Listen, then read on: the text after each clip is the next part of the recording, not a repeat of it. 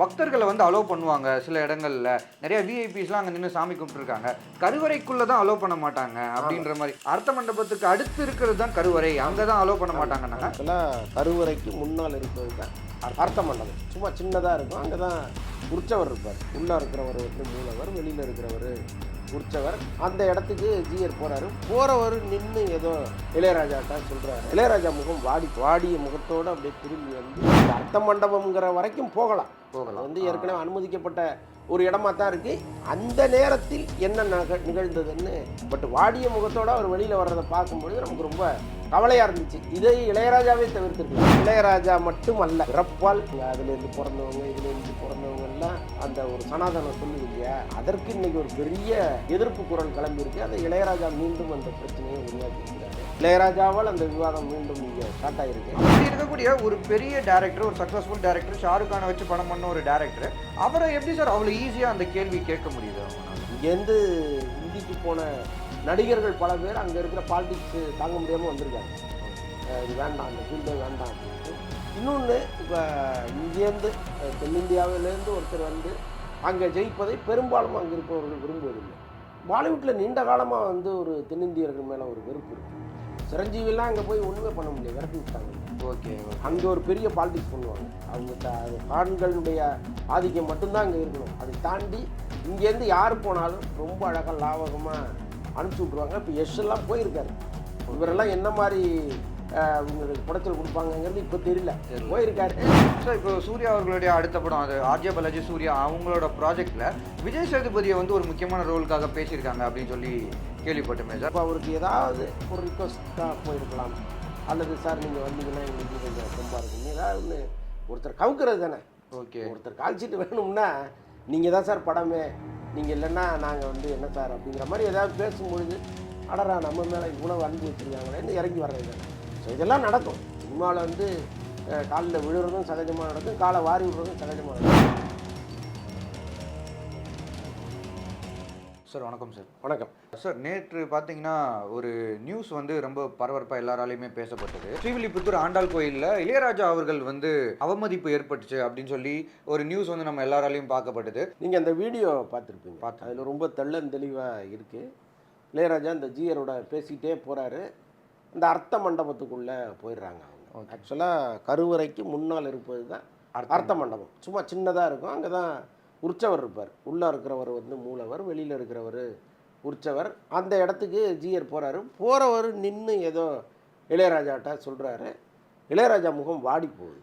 அந்த வாடிய முகத்தோடு அப்படியே திரும்பி வந்து மறுபடியும் அங்கே நிற்கிறாரு. அவருக்கு மாலை மரியாதைகள்லாம் செய்கிறாங்க, அதெல்லாம் வேறு.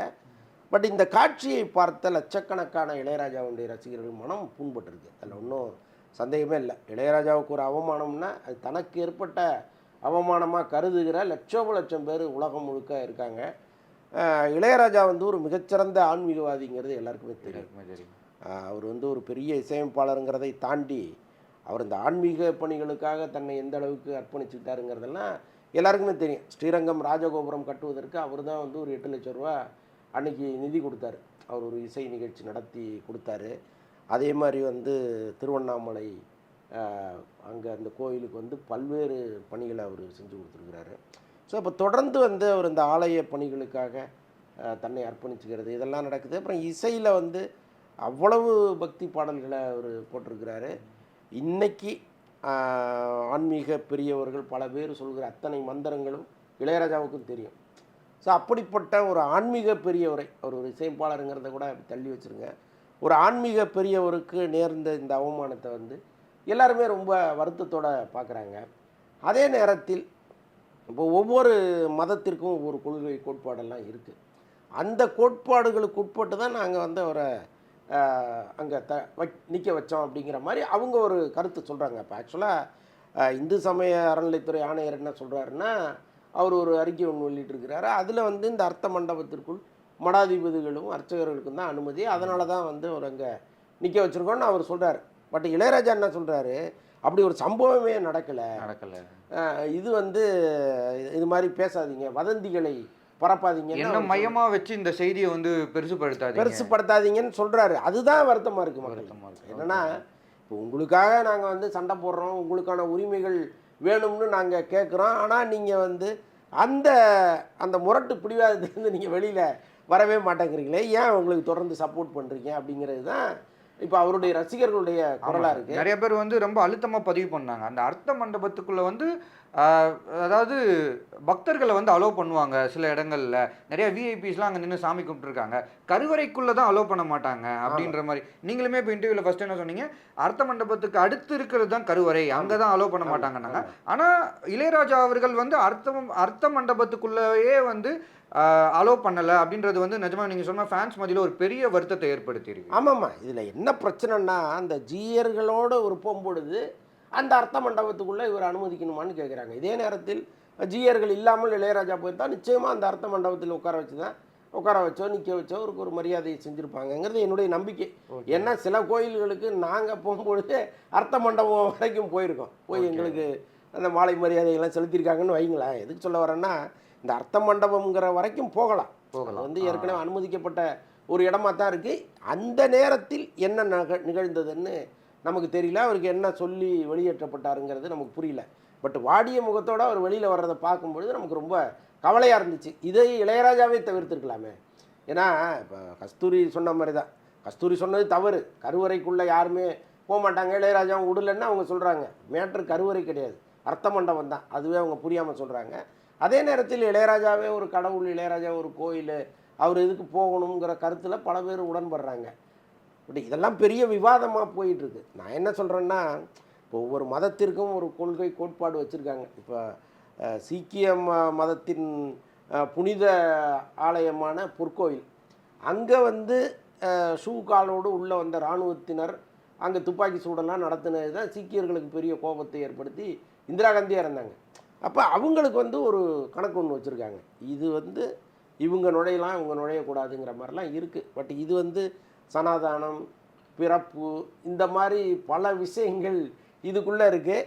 இதில் வந்து இளையராஜா மட்டும் அல்ல, இந்த பிறப்பால் நீங்கள் வந்து அவங்க அதுலேருந்து பிறந்தவங்க இதுலேருந்து பிறந்தவங்கெல்லாம் அந்த ஒரு சனாதனம் சொல்லுது இல்லையா, அதற்கு இன்றைக்கி ஒரு பெரிய எதிர்ப்பு குரல் கிளம்பியிருக்கு. அதை இளையராஜா மீண்டும் அந்த பிரச்சனையை உருவாக்கியிருக்கிறாரு.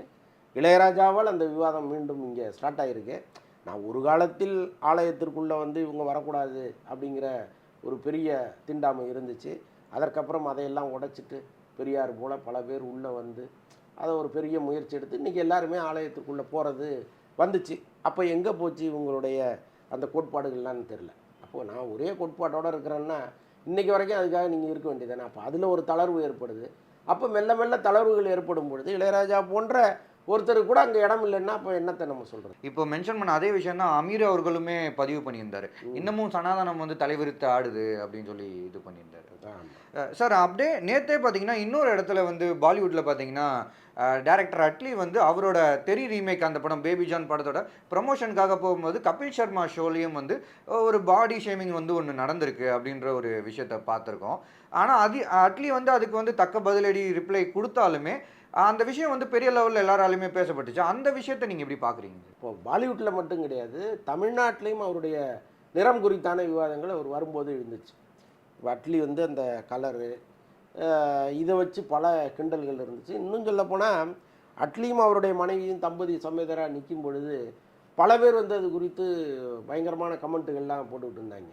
அப்போ பல பேர் கோபப்பட்டு, என்னையா அவங்க வந்து தம்பதிகளாக நிற்கிறாங்க, ஒருவருக்கொருவர் விரும்பி திருமணம் செஞ்சுக்கிட்டாங்க, இப்போ வந்து நீங்கள் வந்து இந்த கலர் இவங்க ஒரு நிறம் இவங்க ஒரு நிறம்லாம் நிறம் குறித்தெல்லாம் பேசலாமான்லாம் பயங்கரமாக ஒரு சண்டை ஓடிட்டு இருந்துச்சு. ஸோ அப்படி பல இடங்களில் ஒரு மெல்ல மெல்ல இந்த அவமானங்களை கடந்து தான் இவ்வளோ பெரிய இடத்துக்கு வந்திருக்கிறாரு. நான் சில நேரம் நினைப்பேன், அட்லி வந்து ஏன் இவ்வளோ அலட்டுறாரு, பேசும்போது பயங்கரமாக ஒரு அலட்டல் இருக்கும் அவர்கிட்ட. அதே மாதிரி படப்பிடிப்பில் வந்து விஜய்க்கு 10 பவுன்சர் இருந்தாங்கன்னா அட்லிக்கும் 10 பவுன்சர் இருப்பாங்க. எங்கே போனாலும் பவுன்சர்களோடு வருவதை ஆரம்ப காலத்துலேருந்தே அவர் ஒரு வழக்கமாக வச்சுருந்தார். அப்போ யார் வந்து அட்லீட்டை வந்து எனக்கு ஆட்டோகிராஃப் போடுங்கன்னு வந்து நிற்கிறதோ ஃபோட்டோ எடுத்துக்கிறேன்னு வந்து நிற்கிறதோ கிடையாது. ஆனாலும் அவர் தன்னை சுற்றி ஒரு 10 பேரை பவுன்சரை வச்சுருந்தார். அப்போ என்னென்னா மெல்ல மெல்ல தன் மனதிற்குள் தன்னை ஒரு பெரிய ஆளாக உருவாக்கிக்கிறதுக்காக செய்யப்பட்ட வேலைகள் இது. அதுக்கு காரணம் வந்து ஒரு நிறம் குறித்த அவர் மீதான விமர்சனங்கள் நான் நினைக்கிறேன். ஆரம்பத்தில் வந்து இவங்க ஒவ்வொருத்தராக அவரை இழிவுபடுத்தும் போது நான் வேற ஆள்றான்னு உள்ளுக்குள்ளே அவர் வந்து ஒரு பிம்பத்தை கட்டமைச்சார்ல, அதுதான் இன்னைக்கு அவருக்கு அவ்வளோ பெரிய இடத்த எடுத்து கொடுத்து. கொடுது. ஓகே. ஆனால் அங்கே போன பிறகு இப்படி ஒரு கேள்வி வர்றதுங்கிறது நிஜமா தவிர்க்கப்பட்டிருக்கணும். நான் அதான் சார் கேட்குறேன். இப்போ தமிழ்லயும் பார்த்தீங்கன்னா, இன்னைக்கு நிலைமையில யூடியூப்ல அவ்வளோ ப்ரமோஷன் ஈவெண்ட்ஸ் நடக்குது, அவ்வளோ விஷயங்கள் நடக்குது. அதாவது அது வந்து வேற வகையில் கான்ட்ரவர்சி ஆனாலும் யாருமே இந்த மாதிரி பாடி ஷேமிங்ன்றது தமிழில் நம்மளால பெரிய லெவலில் பார்க்க முடியாது. ஆனால் இன்னைக்கு அட்லி வந்து இந்தியா லெவலில் தவிர்க்க முடியாத ஒரு டேரக்டர். அதாவது பாலிவுட்டில் வந்து என்னடா பாலிவுட் இருக்கா இல்லையான்னு கேட்டுட்டு இருந்த டைமில் ஜவான் மாதிரியான ஒரு படத்தை டைரக்ட் பண்ணி அப்படியே என்டையர் இண்டஸ்ட்ரியுமே வந்து ஒரு ஒரு பிரமிக்க வச்சார் அட்லி. அப்படி இருக்கக்கூடிய ஒரு பெரிய டேரக்டர், ஒரு சக்ஸஸ்ஃபுல் டேரக்டர், ஷாருக் கானை வச்சு படம் பண்ண ஒரு டேரக்டர், அவரை எப்படி சார் அவ்வளோ ஈஸியாக அந்த கேள்வி கேட்க முடியுது அவங்களால? இல்லைங்க, ஒருவரை வந்து நீங்கள் மன ரீதியாக அடித்து காலி பண்ணிட்டீங்கன்னா அவங்க அங்கேயே இருக்க மாட்டாங்கலாம் உண்டு. ஓகே. நீங்கள் ஒரு இடத்துலேருந்து ஒருவரை அப்புறப்படுத்தணும்னு நினச்சிங்கனாலே தொடர்ந்து அவர் மீது இப்படி மன ரீதியாக எதையாவது ஒன்று போட்டு அடிச்சுட்டே இருந்தீங்கன்னா கூட ஒரு கட்டத்தில் வெறுத்து போய் அடப்போடா அப்படிங்கிற மாதிரி தோணும். அது மாதிரி ஏதோ ஒன்று நடக்குதோன்னு கூட எனக்கு தோணுது. ஏன்னா இங்கேருந்து இந்திக்கு போன நடிகர்கள் பல பேர் அங்கே இருக்கிற பாலிடிக்ஸ் தாங்க முடியாமல் வந்திருக்காங்க. ஓகே. இது வேண்டாம், அந்த ஃபீல்டே வேண்டாம் அப்படின்ட்டு. இன்னொன்று, இப்போ இங்கேருந்து தென்னிந்தியாவிலேருந்து ஒருத்தர் வந்து அங்கே ஜெயிப்பதை பெரும்பாலும் அங்கே இருப்பவர்கள் விரும்புவதில்லை. ஓகே. ஸோ இப்போ இவர் வந்தார், இன்றைக்கி இவ்வளோ முக்கியமான இடத்துக்கு வந்துட்டார், அம்பானியுடைய பையன்ட்டே ரொம்ப நெருங்கி பழகிற அளவுக்கு இன்றைக்கி அவருடைய அந்தஸ்து உயர்ந்திருக்கு. ஸோ அப்படிப்பட்ட சூழலில் இவரை இங்கே தொடர்ந்து இருக்க விடக்கூடாதுன்னு நினைக்கிறாங்களே நம்ம தெரில. ஒருவேளை அது கூட அதனுடைய ஸ்டார்டிங் பாயிண்ட்டாக கூட அது இருக்கலாம். இதானா வழக்கமாக பாலிவுட் வந்து பண்ணுறது தான். பாலிவுட்டில் நீண்ட காலமாக வந்து ஒரு தென்னிந்தியர்கள் மேலே ஒரு வெறுப்பு இருக்குது. சிரஞ்சீவிலாம் அங்கே போய் ஒன்றுமே பண்ண முடியல, விரட்டி விட்டாங்கல்ல. ஓகே. அங்கே ஒரு பெரிய பாலிடிக்ஸ் பண்ணுவாங்க அவங்க. அது கான்களுடைய ஆதிக்கம் மட்டும்தான் அங்கே இருக்கணும். அதை தாண்டி இங்கேருந்து யார் போனாலும் ரொம்ப அழகாக லாவகமாக அனுப்பிச்சி விட்ருவாங்க. இப்போ யஷ் எல்லாம் போயிருக்காரு. இவரெல்லாம் என்ன மாதிரி உங்களுக்கு குடைச்சல் கொடுப்பாங்கங்கிறது இப்போ தெரியல. போயிருக்காரு. இப்போ தொடர்ந்து அவர் இங்கே வெற்றி படங்களாக கொடுத்து அவர் ஒரு கான்களை விட தாண்டி நின்னார்னு வைங்களேன், நிச்சயமாக அவருக்கும் ஏதாவது ஒன்று பண்ணுவாங்க. Okay sir. ரீசெண்டாக தான் வந்து ஒரு நியூஸ் வந்து பெரிய லெவலில் பார்த்துட்டு இருக்கோம் சார். என்னன்னா, சங்கர் அவர்கள் வந்து வேல்பாரி அப்படின்ற நாவலை வந்து படமாக்கணும் அப்படின்றதுக்காக ரைட்ஸ் எல்லாமே வாங்கி வச்சு 3 பாட்டாக வந்து அந்த படத்தை எடுக்கலான்ற ஐடியாலையும் இருக்காரு அப்படின்ற நியூஸையும் பார்த்தோம். அதில் வந்து சூர்யா அப்புறம் விக்ரம் அவங்க 2 பேரும் தான் அந்த படத்தில் வந்து கேஸ்ட் பண்ண போகிறாங்க அப்படின்ற நியூஸ் வந்து சமீப நாட்களாக தொடர்ந்து வந்துட்டே இருக்குல்ல சார், அது எந்த அளவுக்கு உண்மை? இல்லை, அது உண்மை கிடையாது. அது ஆக்சுவலாக வந்து இன்னும் யாரையும் அவர் முடிவு பண்ணல சங்கர். ஓகே. இப்போ இந்த வேள்பாரி படத்தை அவங்க கதையை எடுக்கணும்னா குறைச்சலாக ஒரு 1000 கோடி 2000 கோடியாவது வேணும் பட்ஜெட்டு. ஓகே. அது கம்மி அந்த படத்தை எடுக்க முடியாது. ஸோ அப்படி ஒரு படம் அது. ஸோ அதனால் வந்து இன்றைக்கி அந்த அளவுக்கு பிஸ்னஸ் பண்ணுகிற ஹீரோக்கள் வேணும், பிஸ்னஸ் பண்ணுற இயக்குனராகவும் அவர் இருக்கணும். ஓகே. இந்தியன் டூ தோல்விக்கு பிறகு சங்கருக்கான மரியாதையே குறைஞ்சி போச்சு. ஓகே. அதை வந்து கேம் சேஞ்சர் மாற்றினா வேள்பாரி வரும். ஒருவேளை கேம் சேஞ்சரும் சரியாக போகலன்னா வேள்பாரிங்கிற ஒரு கதையை மறந்துட வேண்டியதுதான். ஏன்னா அவ்வளோ பெரிய பட்ஜெட்டில் அந்த படத்தை எடுக்கலைன்னா அது எடுக்க வேண்டிய அவசியமே இல்லை, எடுக்க முடியாது. அப்படி இருக்கும் பொழுது சங்கருடைய பிஸ்னஸ் பல மடங்கு உயர்ந்து அந்த படத்தில் ஹீரோவாக நடிக்கிற ஒரு அது யாராவது ஒரு பாலிவுட் நடிகர் நடித்தா தான் அந்த பிஸ்னஸை நீங்கள் கொண்டு போக முடியும். அல்லது ஒரு யஷ் மாதிரியான, பிரபாஸ் மாதிரியான ஒரு ஹீரோவாவது அதுக்குள்ளே வரணும், ஒரு பேன் இண்டியா ஸ்டாராக இருக்கணும். சூர்யாவோ விக்ரமோ நடிக்கும் பொழுது உங்களுக்கு இவங்க பேன் இண்டியா ஸ்டார்லாம் கிடையாது. தமிழ்நாட்டை தாண்டி பெருசாக பிஸ்னஸ் பண்ண முடியாது, எல்லாருக்கும் தெரியும். பட் பெரிய அளவுக்கெல்லாம் உங்களை கொண்டு போக முடியாது. ஸோ அப்படி இருக்கும்போது எப்படி அவ்வளோ பெரிய தொகை அதுக்குள்ளே போட முடியும்?